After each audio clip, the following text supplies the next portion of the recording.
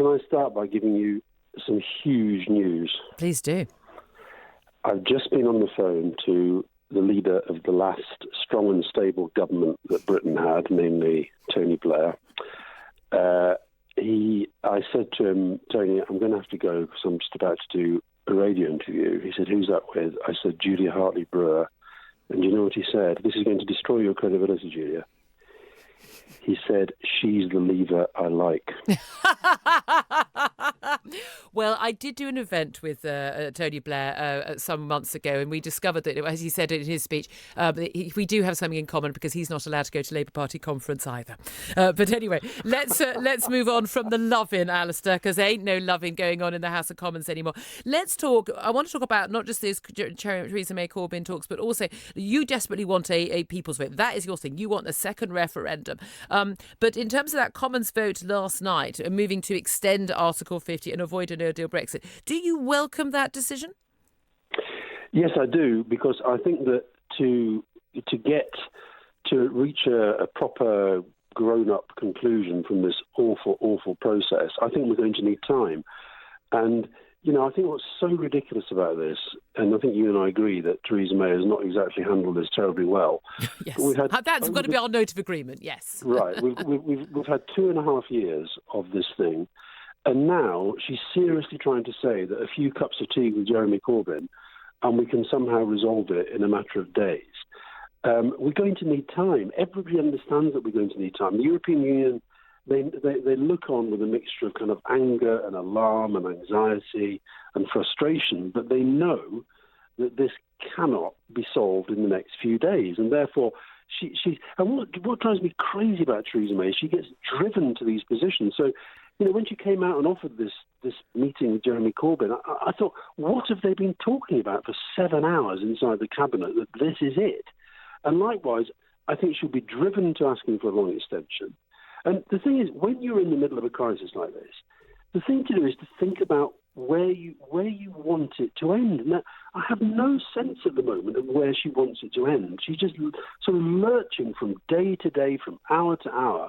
And I think what a grown-up government would now do is say that we are in a crisis, this is a complete mess, we're going to need time. And therefore, reluctantly, regretfully, that does mean we're going to ask for enough time to resolve this. That probably does mean that we have to fight the we have to hold the European elections.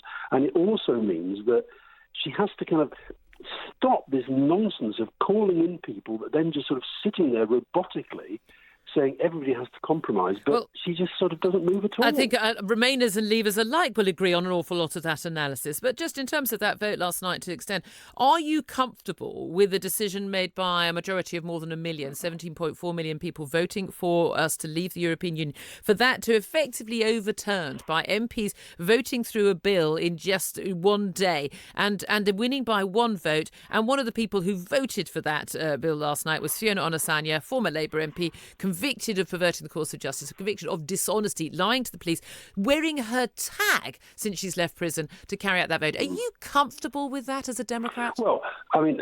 Say yes or no. Come on. I'm not happy. I'm not comfortable with a lot of what's gone on, but you talk about her going to jail for lying. You know, you've got people sitting in the cabinet still who lied their way through a campaign and who are still lying about the consequences of what they've done.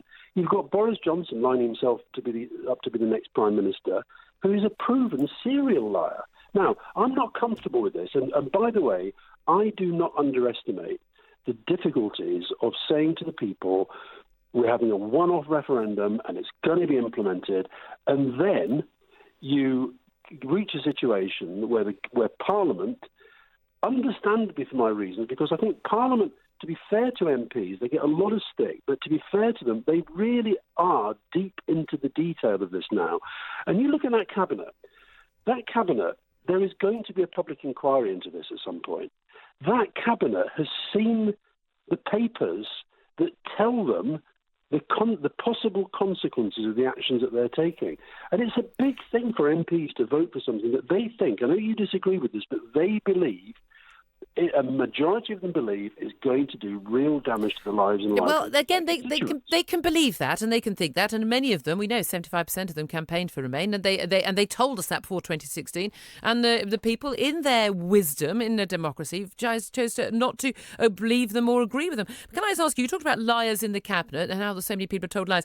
How do you feel about Yvette Cooper? She's the one who secured that vote last night. She issued a an election leaflet in 2017. Yvette Cooper MP securing the best Brexit deal for the five towns. She wrote, I voted to trigger Article 50 in Parliament. I want to reform freedom of movement. I will not vote to block Brexit. So Yvette Cooper, Labour MP, she's a liar as well, isn't she? Isn't she? She's a liar.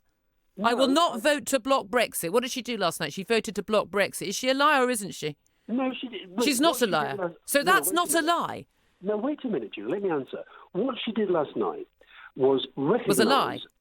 No, wait a minute. It was recognise the scale of the mess that we are in. No, Alastair, you can't... Look, if you want to come on and criticise Tory MPs and ministers for being liars, that's absolutely fine. I think they've been lying as well. But you can't then, at the same time, not admit that one of your own MPs is a liar. Well, she's not my MP. You're a member of the Labour Party, aren't you? She's a Labour MP. No, but listen, let me just say two things about this whole thing. You're completely happy with Labour MPs doing that? I'm not happy. So she's a liar? I am not happy. I'm not going to call Yvette Cooper a liar. Even though she's lied to her constituents? She said something at the election that, given the circumstances at that time and the Labour Party policy at that time, which was rejected by the electorate, by the way, don't forget that, Labour's manifesto was rejected by the electorate, we are now in a completely different ballgame. And I think that those MPs who are big enough to stand up and say, I think we've got this wrong, I have respect for them. What I don't have respect for are those MPs like Boris Johnson who continue to pretend that this can be done easily. Because it can't. Let's go and look at what happened. Theresa May and Jeremy Corbyn having these talks yesterday, and they're going to have talks again today. An awful lot of Tory backbenchers very unhappy that the Prime Minister is going to try and get a withdrawal agreement through on the back of Labour votes, not Tory votes. And of course, a lot of Labour people are very unhappy as well that Jeremy Corbyn might, for instance, not want a second referendum, not demand that, or could allow freedom of movement. There's a lot of big competing views within the Labour movement as well. What do you think Jeremy Corbyn is going to be willing to compromise on? What will he be willing to give away? And what will he be want to demand from the Prime Minister? Well, I mean, he is actually in a pretty strong position within this dynamic. It was a sign of just how weak the Prime Minister is that she had to do this. And I think that Jeremy Corbyn I don't know what, beyond what they've said publicly, I don't know what happened between them yesterday. I don't imagine for 1 minute it was a very warm meeting, because I can't think of two more different people, although they do have some similarities. But I think that he is in a position now, I think, to absolutely get from her a total public commitment that no deal is not going to happen under any circumstances. She should be, in my view, punished for the waste of money, $4 billion, preparing for something that she never intended and which the Europeans never believed was going to happen. The European Union business and governments who've also spent billions preparing for this. So he should wring that from her straight away. He should also wring from her an early request to the European Union ahead of the summit next week to say we have to have a long extension, because that is now, I think, inevitable. And let's admit that now and stop this further nonsense. Well, Matt Hancock, the Health Secretary, has said that he thinks it's highly unlikely that the UK is going to leave the EU without a deal next week, certainly. He says it's highly unlikely we're going to leave without a deal. That the UK will leave the EU without a deal next week. So he's putting paid to that idea that there won't be an extension, I think.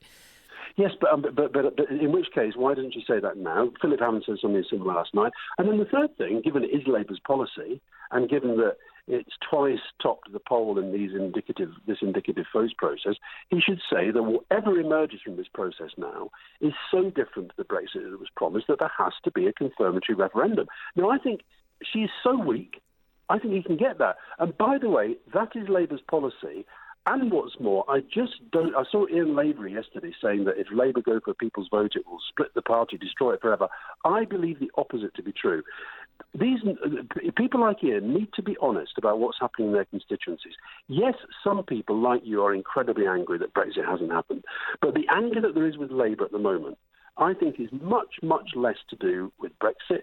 It's to do with working class people feeling that Jeremy Corbyn doesn't cut it for them. Okay, now, this gives him an opportunity to show real leadership, and that's what people want to see. Can I just ask just finally, because time is against us, Alastair, but a lot of people fear that this is actually a trap being laid by Theresa May, trapping Corbyn, trapping Labour Party into effectively being tied to getting their hands dirtied, maybe even bloodied by a Tory Brexit, as Jeremy Corbyn has always said he doesn't want to be involved with. You'll end up taking responsibility. The idea is to share the blame around, so it's not just the Tories who are punished by the electorate, as I'm sure they will be next time round. Is that a trap that Jeremy Corbyn should fall into, or realistically should he pretend to go through the talks, go through the motions, fear alas we can't come to some agreement because she's so intransigent, everyone's going to believe that, and then he can walk away with his hands clean? Wouldn't that be the best thing for Jeremy Corbyn to do?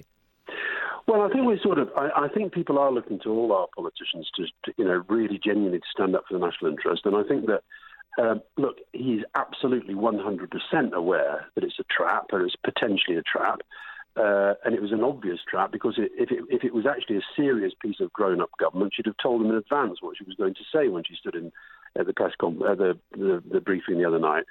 So I think it is a trap. However, I think it's a potential trap, but which also gives him this massive opportunity on two levels. One, the ability to ask for those three things: no to no deal, long extension, and people's vote attached to any outcome. But also, it's very, very hard now for Theresa May to keep banging on about Jeremy Corbyn being unfit to Prime Minister when she's basically asking to help her do the job. Indeed.